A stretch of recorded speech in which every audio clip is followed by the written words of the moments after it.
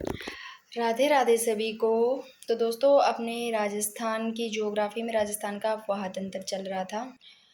तो देखो, 2 दिन तो क्लास नहीं आई, उसके लिए सॉरी, क्योंकि मैं बाहर थी, वहाँ नेटवर्क प्रॉब्लम था, तो मैं क्लास नहीं ले पाई। अब अपने कंटिन्यू रखेंगे क्लासेस। और एक मैं आप लोगों को उस बुक के बारे में बता देती हूँ, जो इतने सारे कमेंट आते हैं, क्योंकि मैं फिर भी रिप्लाई देती हूँ सभी का, कई बार नहीं दिया जाता, बिजी होती हूँ इसलिए। तो मैं आप लोगों को बता देती हूँ, वो बुक अपने रोहित सर की ही बुक है। राजस्थान का जो भूगोल की ब्रह्मशास्त्र बुक है, वही तो बुक है। और वो क्या है, रोहित सर के मतलब परमिशन से बुक चल रही थी। मतलब वो आप लोग बुक से बोलोगे तो मैं तो बुक से करवा दूंगी, क्योंकि उसमें ऐसे मानचित्र वगैरह में अच्छे दे रखे हैं। और नोट्स, कुछ लोग कहते हैं मतलब नोट्स से अच्छे समझ में आते हैं, तो मैं तो नोट्स से आप लोगों को समझा दूंगी। तो अब अपने कंटिन्यू करेंगे इन क्लासों को। और बुक का बोल रहे थे, अगर आप लोग वो बुक ख़रीदना चाहते हो तो बुक बहुत अच्छी है। मैं आप लोगों को टेलीग्राम में सर के मतलब नंबर जो पीछे बुक्स के हैं, सर से बात हुई थी, उस बुक्स के नंबर दे दूँगी। अगर आप लोगों को वो बुक्स ख़रीदनी है तो बुक्स ख़रीद सकते हो। और वैसे मैं यूट्यूब पे सारी बुक्स भी करवा दूँगी, अगर आप लोगों को बुक से पढ़ना है, अगर नोट से पढ़ना है तो वो बता देना। अब चलते हैं बनास नदी की। देखो, कुल लंबाई इसकी 512। इसके उपनाम, यहाँ से क्वेश्चन बना हुआ है, यह 2023 में सेकंड ग्रेड में। तो उपनाम: वशिष्ठी नदी, वर्णासा, वन की आशा या वन की आत्मा, ये सारे इसके उपनाम है। मैंने उपनाम और उद्गम इनको इतने अच्छे से एक वीडियो में ट्रिक से करवा रखे हैं, वो जरूर देखना, ताकि आप लोगों को इसमें दिक्कत ना होए। उद्गम की बात करें तो वेरों का मठ, खमनोर की पहाड़ियाँ, कुंभलगढ़ राजसमंद से इसका उद्गम होता है बनास नदी का। और ये क्वेश्चन भी बना हुआ है, ये क्वेश्चन भी बना हुआ है, ये क्वेश्चन भी बना हुआ है, फिर से आने की संभावना है। तो ये पीटीआई में 2023 में बना हुआ है। और ये क्वेश्चन मतलब काफ़ी बार बना हुआ है बहुत सारे एग्जाम में, कि पूर्णतः राजस्थान में बहने वाली सबसे बड़ी नदी तो बनास नदी है। ये 2011 में भी पीटीआई में बना हुआ है। 7 जिलों में बहने वाली नदी, देखो बनास नदी 7 जिलों में बहने वाली, पूर्णतः राजस्थान में बहती है ये नदी। तो देखो कौन कौन सी: राजसमंद, उदयपुर, चित्तौड़गढ़, भीलवाड़ा, अजमेर, टोंक, सवाई माधोपुर, इन जिलों में 7 जिलों में ये बनास नदी बहती है।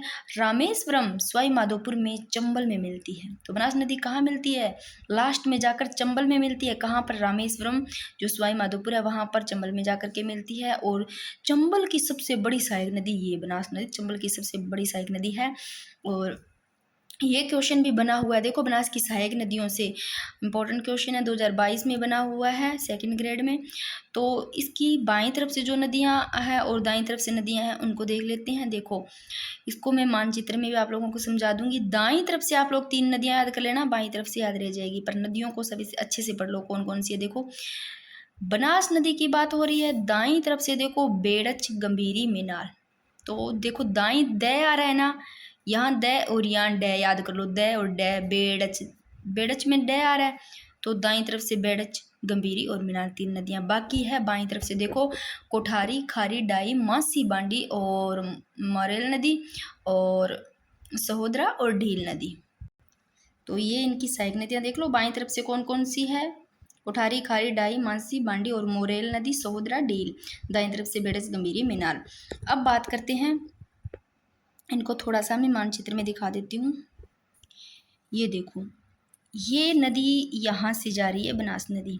ये खमनोर की पहाड़ियों से मैंने कैसे याद कराया था? बन, खम, खम, बन, यानी कि बनास नदी खमनोर की पहाड़ियों से ट्रिक से याद करवाया था। लास्ट में देखो चंबल में जाकर मिलती है। बनास नदी कहाँ मिलती है?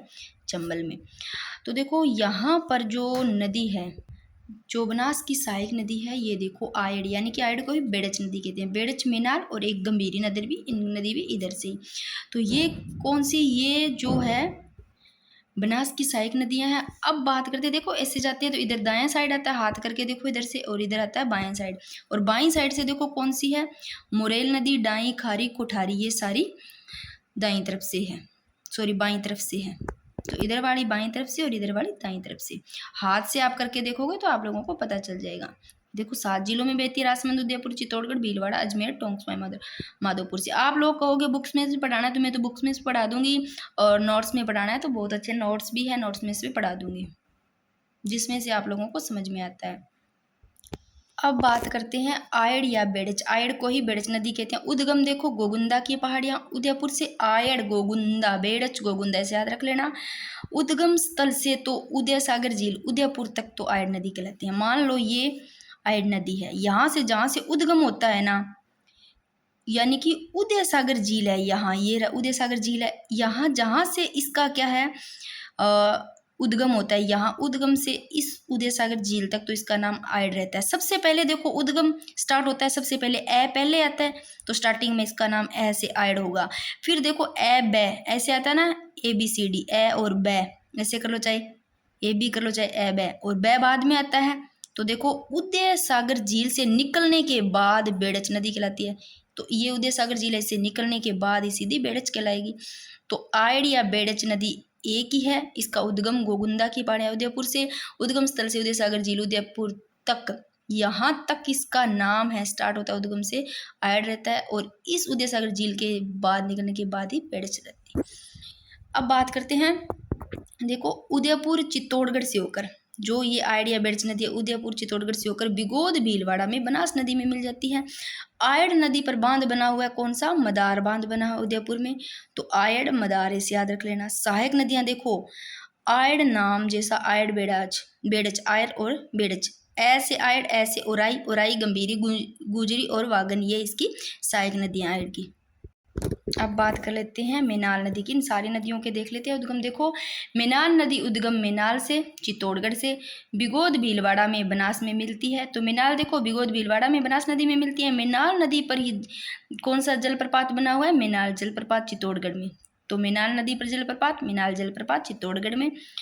अब बात करते हैं, एक याद ध्यान रखना, ये नोट, राजस्थान में खारी नाम से दो नदियां, एक तो जुवाई की सहायक नदी है और एक बनास की। इनको ध्यान रखना कि खारी नदियां दो है राजस्थान में, एक तो जुवाई की सहायक नदी मिलेगी, एक है बनास की सहायक नदी। अब इसको देख लेते हैं गंभीर नदी को। उद्गम देखो जावद की पहाड़ियां, रतलाम MP मध्य प्रदेश से, और चित्तौड़गढ़ में बहती हुई बेड़च में मिलती है। तो गंभीर नदी देखो उद्गम तो जावद की पहाड़ियां MP से और चित्तौड़गढ़ में बहती हुई बेड़च में मिल जाएगी। कोठारी नदी के उद्गम की बात करें, ये क्वेश्चन आया हुआ है, इसको थोड़ा ट्रिक से देख लेते हैं। कोठारी नदी का उद्गम दिवेर की पहाड़ियां राजसमंद, ताकि आप लोग बोलो नहीं, याद रह जाए। देखो कोठारी नदी, आप इसको रूम ले लेना, कोठारी यानी कि देसी में कुछ लोग गाँव में इसको मतलब रूम को कोठारी यानी कि कोठा भी बोल देते हैं ऐसे, बस कनेक्ट करना है अपनों को, तो कुछ नहीं। कोठारी, कोठा यानी कि रूम ऐसे लिखना। दिवेर, दिवेर की पहाड़ी से, दिवेर याद रखना, दीवारें। तो जहाँ रूम होगा कोठा ऐसे समझ लो, वहाँ दिवेर यानी कि दीवारें होगी। तो कोठारी नदी का उद्गम दिवेर की पहाड़ियाँ राजसमंद। तो देखो जहाँ रूम वहाँ पर राज करते हैं भाई बैठ के, तो ऐसे रख लेना। राजसमंद भीलवाड़ा में बहती हुई बनास में मिलती है लास्ट में। कोठारी नदी पर ही कौन सा बांध बना हुआ? मेजा बांध। इन सबको कैसे याद करोगे? पहाड़ियां तो याद रख लो, दिवेर की पहाड़ियां राजसमंद से, और कहाँ? राजसमंद से, और भीलवाड़ा में बहती हुई लास्ट में बनास में मिलेगी। फिर देखो कोठारी नदी पर जो बांध बना हुआ मेजा बांध, इसको कैसे याद रखोगे? कोठारी से आपने रूम लिया, कोठा, कोठा जैसे भी यानी कि दीवारें से, दिवेर से दीवारें ली। तो देखो जहाँ रूम होगा वहाँ मेज भी लगे होंगे, मेज लगा देना भाई, ऐसे ट्रिक्स कनेक्ट कर लो, ट्रिक लगा के ऐसे कुछ भी। मेज बांध, मेजा बांध यानी कि मेज लगा होगा। तो मेज, जहाँ मेज मतलब चेयर ऐसे रख लो, कुछ भी वहाँ मेज रखे होंगे, तो वहाँ भीड़ भी होगी ना, भीड़ होगी तभी तो मेज रखे होंगे। तो भीड़ से भीलवाड़ा। तो देखो कोठारी नदी दिवेर की पहाड़ियाँ, कोठारी नदी मेजा बांध, भीलवाड़ा। देखो जहाँ कोठा रूम है वहाँ मेज लगे हुए हैं भाई, भीड़ भी है, भीलवाड़ा ऐसे याद रह जाएगा, कनेक्ट कर लो। अब खारी नदी की मैंने कहा था ना, राजस्थान में खारी नदी दो है, कौन कौन सी? एक तो जुआई की सहायक नदी है और एक बनास की सहायक नदी। तो खारी नदी का उद्गम बिजरावल गांव की पहाड़ियां राजसमंद से। ये भी क्वेश्चन आया हुआ इंपॉर्टेंट 2023 में सेकंड ग्रेड में। इसको कैसे याद करोगे? खारी नदी देखो, खारी, खारे क्या होते हैं? कई बार कुछ चीज़ के बीज भी खारे होते हैं, बीज से बिजरावल गांव की पहाड़ियां राजसमंद से खारी नदी का उद्गम होता है। मैं तो आप लोगों को याद करवाने की कोशिश कर रही हूँ, कैसे भी बस याद हो जाए। डाई नदी की बात करें तो डाई नदी का उद्गम किशनगढ़ पहाड़ी अजमेर से निकलती है। मासी नदी की बात करें तो किशनगढ़ अजमेर से निकलकर देवधाम टोंक में बनास नदी में मिलती है। इसको कैसे याद करोगे? मासी से रखना, मासी जी, मासी। मासी कहाँ गए? मासी के साथ, मतलब ऐसे सोचो, मासी के साथ अपने गए थे देवधाम टोंक में, देवधाम में यात्रा करने गए थे टोंक में, ऐसे याद रखना। मासी नदी देखो किशनगढ़ अजमेर से निकलकर कहाँ? देवदार टोंक से बनास नदी में मिलती है। और सहायक नदी मानसी, यहाँ से आ रहा है, यहाँ से सहोदरा नदी, मानसी नदी की एक याद रख लेना सहायक नदी सहोदरा नदी। अब बात करते हैं मानसी नदी। मानसी नदी की बात करें तो इसका उद्गम ये मानसी नदी है, ये देखो कहाँ से, भीलवाड़ा में बहकर खानी नदी में मिलती है। इसको इतना याद रखना, मानसी नदी कहाँ से, देखो मानसी, जहाँ मानस यानी कि मानस यानी कि मनुष्य, ऐसे याद रखना, मनुष्य है वहाँ भीड़ होगी, भीलवाड़ा, ऐसे याद रखना, भीलवाड़ा में बहकर खारी नदी में मिलती है। चंद्रभागा नदी की बात करें तो उद्गम राजसमंद से, और राजसमंद, भीलवाड़ा, चित्तौड़गढ़ इन जिलों में बह करके मातृकुंडिया में बनास नदी में मिलती है। देखो चंद्रभागा नदी कहाँ मिलती है, मातृकुंडिया में बनास नदी में मिलती है। अब बात करते हैं द्रव्यवती नदी की, इसको थोड़ा सा अच्छे से ध्यान रखना इसका, क्योंकि जो द्रव्यवती नदी है ना, ये क्या है, जयपुर में ना जल प्रदूषण का सामना कर रही है। द्रव्यवती नदी कहाँ पर, जयपुर में, और इसका जो उद्गम है नाहरगढ़ की पहाड़ियां, जयपुर से होता है इसका उद्गम। द्रव्यवती नदी का उद्गम नाहरगढ़ की पहाड़ियां जयपुर में, और ये द्रव्यवती नदी जयपुर में जल प्रदूषण का सामना कर रही है। और द्रव्यवती नदी पर जयपुर में एक क्या बना हुआ है, रिवर फ्रंट बना हुआ है। अगर क्वेश्चन आता है रिवर फ्रंट कौन सी नदी पर बना हुआ है, जयपुर में बना हुआ है द्रव्यवती नदी पर, और जिसका उद्घाटन देखो द्रव्यवती नदी पर रिवर फ्रंट बना हुआ है, इसका उद्घाटन 2018 में किया, किसने, वसुंधरा राजे ने किया। और डूंड नदी जयपुर में जाकर के मिल जाती है। तो द्रव्यवती नदी समझ में आ गई होगी, अच्छा है, थोड़ा सा इसको ध्यान से देख लो।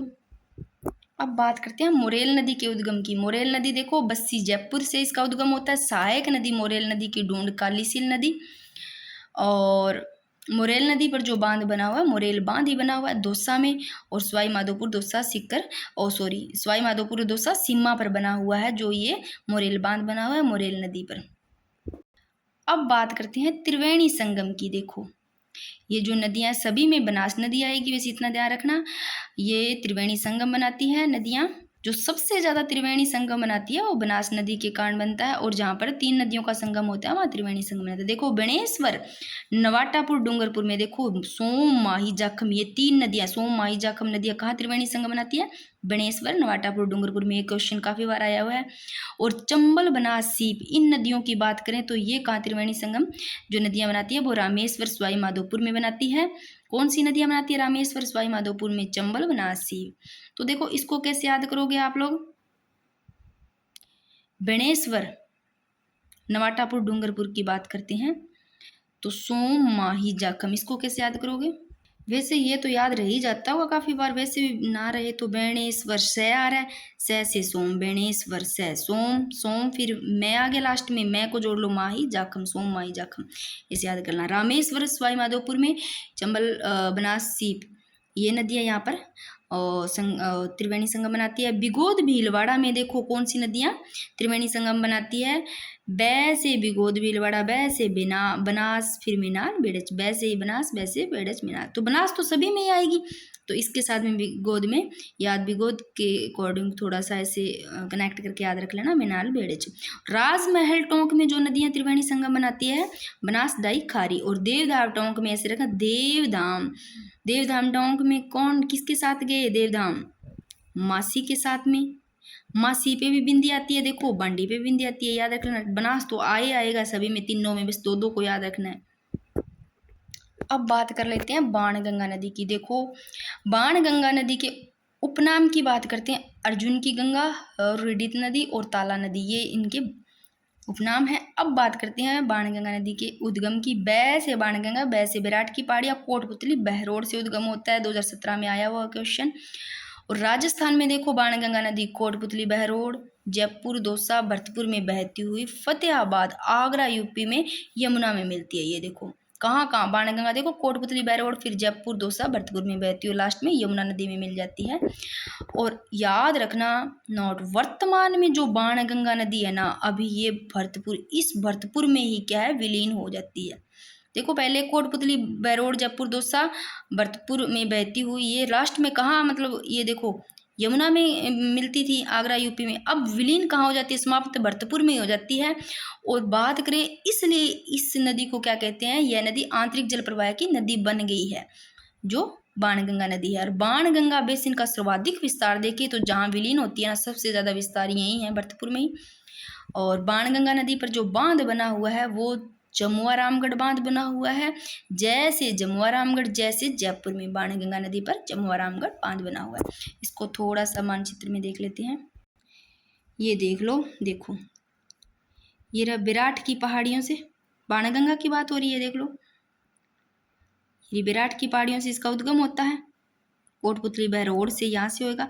तो कोटपुतली बहरोड, उसके बाद में देखो जयपुर, दौसा, भरतपुर में, लास्ट मेरी यमुना में मिल जाती है। परंतु अब वर्तमान की बात करें तो इस भरतपुर में ही क्या हो जाती है, विलीन हो जाती है, और सर्वाधिक विस्तार भी भरतपुर में ही है।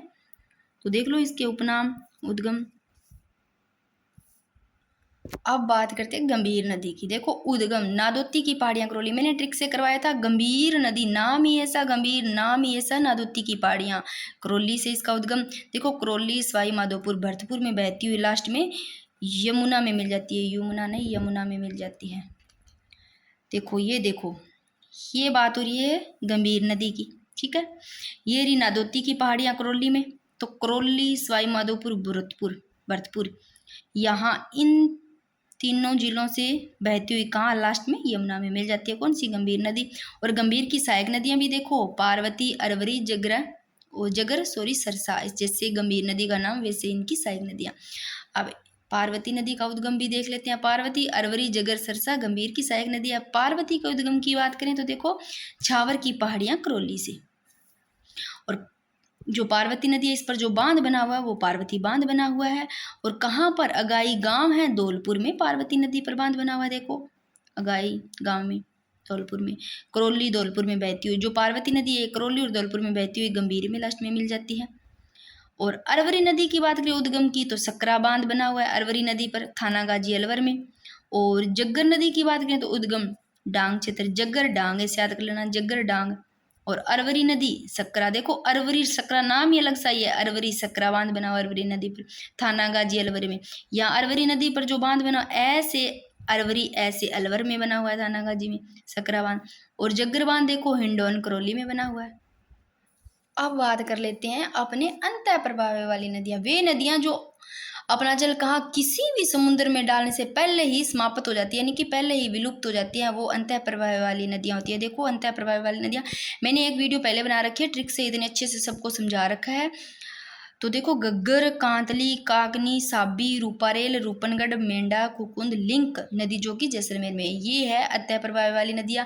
एक क्वेश्चन कभी कभार ऐसे भी आ जाता है ऊपर से ही कि अंतः प्रवाह वाली नदियां कौन कौन सी है, जिसमें कि अरब सागर वाली, और आप लोगों को एक आधी उनमें से दे देंगे, इनमें से। तो आप लोग इन तीनों का भी याद रख लेना।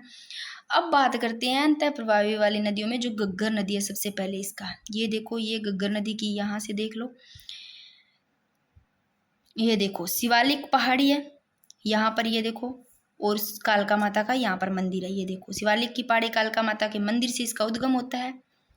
देखो कहाँ कहाँ इसका प्रवाह है, देखो राजस्थान में है, हरियाणा में है, पंजाब में, हिमाचल प्रदेश में है। तो ये रही गग्गर नदी, ये क्वेश्चन बना हुआ 2023 में। गग्गर नदी के उद्गम देखो, मैंने बताया था घर घर घर चल, कहाँ, हिमाचल प्रदेश। कहाँ चल, कालका माता के मंदिर चलो, या तो शिव जी के मंदिर, ऐसे रखना, शिव जी के मंदिर से याद रखना, शिवालिक पहाड़ी, कालका माता के मंदिर। मैंने ट्रिक से करवाया था आप लोगों को पहले वाली वीडियो में। तो इसका प्रवाह है देखो हिमाचल प्रदेश में तो है, याद रखोगे उद्गम है तो हिमाचल प्रदेश। देखो तीनों तो ये आ गया, यानी कि ये तीनों आगे, पंजाब, राजस्थान, हरियाणा, ये तीनों आगे अलग अलग। पंजाब भी आ गया एक तरफ से ले लिया अपने, हरियाणा भी, राजस्थान, एक हिमाचल प्रदेश। तो देखो प्रवाह हिमाचल प्रदेश में भी है, पंजाब, हरियाणा, राजस्थान में। और इसके उपनाम देखो गग्गर नदी के, प्राचीन सरस्वती, और ध्वस्तवती नदी, मृत सोतर नदी, नट नदी, राजस्थान का शौक भी कहते हैं इसको, गग्गर नदी को। और ये देखो हनुमानगढ़ में गग्गर का प्रवाह है ना, उसको नाली कहते हैं। और पाकिस्तान में गग्गर नदी के प्रवाह को हाकरा, इसको याद रखना। हनुमानगढ़ में तो गग्गर के प्रवाह को नाली, और पाकिस्तान में हकरा या हाकरा कहते हैं। और राजस्थान में प्रवेश देखो तलवाड़ा टिब्बी, हनुमानगढ़ से इसका प्रवेश होता है राजस्थान में गग्गर नदी का। और यह नदी उत्तर दिशा में प्रवेश करती है, क्योंकि आपको हनुमानगढ़ उत्तर साइड में दिखेगा, तो ये उत्तर दिशा में प्रवेश करती है राजस्थान में। और राजस्थान में देखो हनुमानगढ़ गंगानगर में बहती है ये गग्गर नदी, जो कि नॉर्थ में यही है। और राजस्थान में प्रवेश तलवाड़ा टिब्बी, हनुमानगढ़, राजस्थान की अतः प्रवाही की सबसे लंबी नदी गग्गर नदी है। अगर क्वेश्चन आते हैं राजस्थान की अतः प्रवाही वाली नदियों की सबसे लंबी नदी पूछती हैं तो गग्गर नदी आएगा। राजस्थान में इसकी 100 किलोमीटर लंबाई है गग्गर नदी की। अब बात करते हैं, अगर ज़्यादा बरसात होती है ना इस गग्गर नदी में, तो ज़्यादा बरसात होने पर क्या है, पानी यानी कि जो जल है वो कहाँ तक जाएगा, पाकिस्तान में जो बहावलपुर है ना, वहाँ क्या है, फोर्ट अम्बास है, वहाँ तक चला जाता है। वहाँ कहाँ तक पहुँच जाता है, घग्गर नदी का अगर ज़्यादा बरसात हो जाती है तो पाकिस्तान में जो बहावलपुर में वो फोर्ट अम्बास है वहाँ तक इसका पानी पहुँच जाता है। और हनुमानगढ़ में इसके प्रवाह को नाली कहते हैं। अब बात करते हैं कांतली या कांटली नदी का। मैंने इसके उद्गम को कैसे याद करवाया था, कांटली या कांतली से याद रखना, कांटा चुभ गया, कांटा चुभ गया तो क्या हो गया, अब ना खंड खंड हो गया, जहाँ भी चुभा खंड खंड से, खंडेला की पहाड़ी सिक्कर से। और कांतली या कांटली नदी का प्रवाह क्षेत्र को तोरावटी कहते हैं। सिक्कर झुंझुनू में बहती है कांतली नदी, देखो कौन सी, 2 जिलों में याद रखना, सिक्कर झुंझुनू में बहती है। ये देखो कांतली नदी है, ये देखो यहाँ से खंडेला की पहाड़ियों से, ये देखो सिक्कर और झुंझुनू में बहती है। और इस झुंझुनू को 2 भागों में बांटती है ये कांतली नदी, किसको, ना कि सिक्कर को बांटती है, किसको बांटती है, झुंझुनू को। खंड खंड कर दिए, ऐसे सोच लेना, झुंझुनू के 2 भागों में बांटती है। मैं तो आप लोगों को कैसे भी ऐसे भी माइंड में बैठ जाए, कनेक्ट करवाने की कोशिश करती हूँ ताकि आप लोगों को ये दिमाग में बैठ जाए। अब बात करते हैं, ये कांतली नदी है, यहाँ खंडेला की पहाड़ियाँ सिक्कर से, यहाँ से इसका उद्गम होता है, सिक्कर झुंझुनू से जाती है, इस झुंझुनू को 2 भागों में बांटती है ये कांतली नदी। अब इस कांतली नदी के किनारे देखो क्या है, गणेश्वर सभ्यता है, सुनारी सभ्यता कांतली नदी के किनारे है।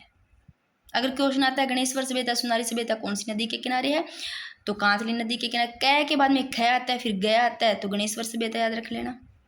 अब बात करते हैं कांकनी नदी की। देखो कांकनी नदी का उद्गम देखो, कैसे कांकनी, कैसे कोटरी गांव जैसलमेर से, उपनाम काकन्या और मसूरदी, ये क्वेश्चन आया हुआ, मसूरदी नदी है।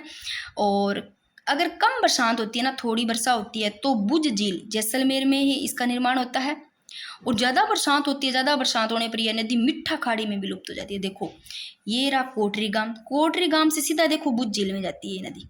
अगर कम बरसात होती है ना, तो ये बुज झील जो जैसलमेर में यही इसका निर्माण करती है। अगर ज़्यादा बरसात आती है तो मिठा खाड़ी में जाकर के आगे विलुप्त होती है। तो आंतरिक जल प्रवाह की सबसे छोटी नदी यही है, कांकनी नदी। अब बात करते हैं साबी नदी का। ये क्वेश्चन आया है 2017 में, देख लो। इसका उद्गम सह से, साबी नदी सह से सेवर की पहाड़ियाँ, सह से शाहपुरा से जयपुर से, अलवर जिले की सबसे बड़ी नदी है। तो अगर पूछ ले अलवर जिले की सबसे बड़ी नदी कौन सी है, तो साबी याद रखना। और हरियाणा में जाकर के ये साबी नदी विलुप्त होती है। रूपारेल नदी की बात करें तो रूपारेल नदी का मैंने कैसे याद किया था, रूप, जिसका रूप अच्छा होता है, उदय होते ही उसका मन करता है रूप देखने का, तो रूपारेल नदी का उदयनाथ की पहाड़ियाँ। और रूपनगढ़ वाला मैंने बताया था, पीछे गढ़ आता है तो किशनगढ़ आ जाएगा, तो वो थोड़ा आगे देख लेंगे। रूपारेल नदी उद्गम उदयनाथ की पहाड़ियाँ, थानागाजी अलवर से। और सीकरी बांध बना हुआ है, सीकरी बांध भरतपुर रूपारेल नदी पर ही है। तो सीकरी बांध देखो किस पे बना हुआ है, रूपारेल नदी पर ही बना हुआ है। कहाँ पर, भरतपुर में सीकरी बांध, रूपारेल इस नदी पर बना हुआ है। अब बात करते हैं सीकरी बांध से मोती झील यानी कि भरतपुर। तो सीकरी बांध है ना, मोती झील कहाँ पर, भरतपुर में है, इसको जल की आपूर्ति होती है। तो मोती झील कहाँ पर है, भरतपुर में। तो इस मोती झील को जल की आपूर्ति कौन से बांध से होती है, सीकरी बांध से होती है। और मोती झील से बात करते हैं, कहाँ, सुजान गंगा नहर निकाली गई है। मोती झील से कौन सी नहर निकाली गई है, सुजान गंगा नहर निकाली गई है, जो लोहागढ़ दुर्ग भरतपुर की खाई को भरती है। इसको ध्यान रखना कि सीकरी बांध से क्या है, मोती झील को जल की आपूर्ति होती है। और मोती झील से जो नहर निकाली गई है वो सुजान गंगा नहर निकाली गई है। और जो लोहागढ़ दुर्ग जो कि भरतपुर है उसकी खाई को ये भरती है। थोड़ा सा ये और देख लेते हैं, अपनी आज कंप्लीट हो जाएगी। राजस्थान का जो पायतंत्र है, मोती झील को भरतपुर की लाइफलाइन कहते हैं। ये अच्छा है, देख लेना, मोती झील को क्या कहते हैं, भरतपुर की लाइफलाइन कहते हैं। रूपनगढ़ नदी के उद्गम की बात करें तो किशनगढ़ की पहाड़ियाँ अजमेर से दक्षिण दिशा से सांबर जिले में गिरती है ये रूपनगढ़ नदी। देखो रूपनगढ़ की बात हो रही है तो पीछे गढ़ आ जाए, किशनगढ़ की पहाड़ियाँ अजमेर में। और निम्बारक संप्रदाय की पीठ सलेमाबाद अजमेर इसी नदी के किनारे पर है। तो रूपन नदी पर देखो ये क्वेश्चन अच्छा है, इसको ध्यान रखना, इंपॉर्टेंट है। निम्बारक संप्रदाय की पीठ जो सलेमाबाद अजमेर में है वो कौन सी नदी के किनारे है, वो रूपनगढ़ नदी के किनारे है। और ये क्वेश्चन आया हुआ है मतलब कि चूरू बीकानेर से आया हुआ है कि वे जिले जहाँ कोई भी नदी नहीं है। तो अब देखो, अब फलोदी भी है जिला, डीग जोधपुर, इनको भी याद रखना। चूरू बीकानेर डीग फलोदी जोधपुर, ये इतने जिले जहाँ कोई भी नदी नहीं है। चूरू बीकानेर का तो पता होगा, इसके साथ डीग फलोदी जोधपुर भी याद रखना। अब बात करते हैं अध्यारोपित नदी यानी कि आरोपित नदी। राजस्थान में अध्यारोपित नदी कौन सी है, देखो चंबल और बनास नदी, ये अध्यारोपित नदी है। अगर मैं थोड़ा सा बता देती हूँ कि अध्यारोपित का अर्थ क्या है। अध्यारोपित यानी कि जो ये नदी है ना पहले क्या है बिल्कुल नरम नरम, यानी कि जो नरम चट्टानें होती है ना उस पर बहती थी मान लो। फिर क्या हुआ, वही नदी पहले नरम चट्टानों पर, फिर वही नदी क्या है यानी कि कठोर चट्टानों पर बहती है, फिर भी उस पर कोई भी फर्क नहीं पड़ता। वही क्या है अध्यारोपित नदी, यानी कि नरम चट्टानों पर बहने के बाद में क्या है वो क्या है कठोर चट्टानों पर भी बहती है और कोई फर्क ना पड़े, वो अध्यारोपित नदी होती है। तो अध्यारोपित नदी ये चंबल और बनास है, जो कि नरम चट्टानों पर बहने के बाद में भी अगर कठोर चट्टानों पर बहती है तो भी कोई फर्क नहीं पड़ता, तो वो नदी है चंबल और बनास नदी। थोड़ा सा अब ये देख लो, यहाँ से क्वेश्चन बन जाता है। देखो नदियों का सर्वाधिक जल ग्रहण क्षेत्र, अगर क्वेश्चन आता है नदियों का सर्वाधिक जल ग्रहण क्षेत्र यानी कि एरिया कौन सा है, बनास का सबसे ज़्यादा एरिया है जल ग्रहण का, मतलब एरिया क्षेत्र ज़्यादा है वो बनास का सबसे ज़्यादा है, बनास के बाद में लूणी का, फिर चंबल और माही का। और नदियों में उपलब्ध यानी कि सतही जल की बात करें, यानी कि सबसे ज़्यादा देखो जल कहाँ पर है, सतही जल की बात हुई है तो सबसे ज़्यादा जल चंबल में सबसे ज़्यादा है। चंबल बै आता है, उसके बाद में देखो बन से ही ले लो, बै से ही ले लो बनास, तो सबसे ज़्यादा जल यानी कि जहाँ जल यानी कि सही जल की बात हो रही तो चंबल, चंबल के बाद में बनास, फिर माही और लूणी लास्ट में ले लो। तो क्षेत्र एरिया की बात करें सबसे ज़्यादा जल ग्रहण क्षेत्र एरिया तो बनास में सबसे ज़्यादा है, फिर लूणी चंबल माही। और सही जल की बात करें यानी कि सबसे ज़्यादा जल कहाँ पर है तो चंबल बनास माही लूणी। आज अपने अपवाह क्षेत्र कंप्लीट हो गया। अब अपने सबसे पहले उन टॉपिकों को करेंगे, यानी कि वो टॉपिक करेंगे सबसे पहले कि जहाँ से क्वेश्चन ज़्यादा बनते हैं, और ऐसे अपने कंटिन्यू रखेंगे और आर्ट एंड कल्चर भी साथ साथ में करते रहेंगे। जैसे एक टॉपिक इसका हो जाता है तो फिर एक आर्ट एंड कल्चर का कर लेंगे ताकि सारा आप लोगों का हो जाए।